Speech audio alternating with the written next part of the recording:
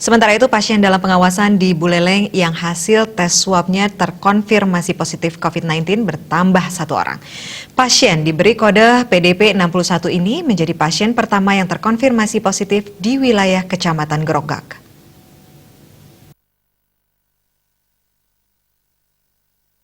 Pasien yang diberi kode PDP 61 diduga terinfeksi COVID-19 karena sebelumnya datang ke salah satu daerah transmisi lokal di Buleleng. Saat menjalani pengobatan, tim medis melakukan tes spesimen swab PCR pertama, hasilnya negatif. Selanjutnya tes kedua hasilnya positif. Untuk menindaklanjuti temuan kasus baru itu, gugus tugas melakukan tracing kepada siapa saja PDP 61 pernah melakukan kontak sosial.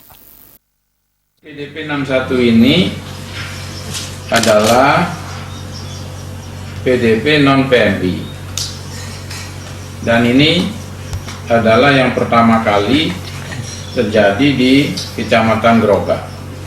Saat ini tim surveillance menyampaikan bahwa yang bersangkutan sempat berkunjung ke daerah yang transmisi lokal. Cuman waktunya kapan ini masih diingat-ingat, gitu ya. Nah, tim akan men-tracing kembali kemana saja, di mana, kapan, dan juga dengan siapa saja melakukan kontak. Di sisi lain, kesembuhan pasien COVID-19 di Kabupaten Buleleng kembali bertambah. Dari total jumlah kumulatif pasien COVID-19 di Buleleng sebanyak 52 orang. Saat ini sudah ada 36 pasien yang sembuh. Jumlah tersebut setelah penambahan 3 orang pasien yang sembuh. Komang Yuda, Bali TV.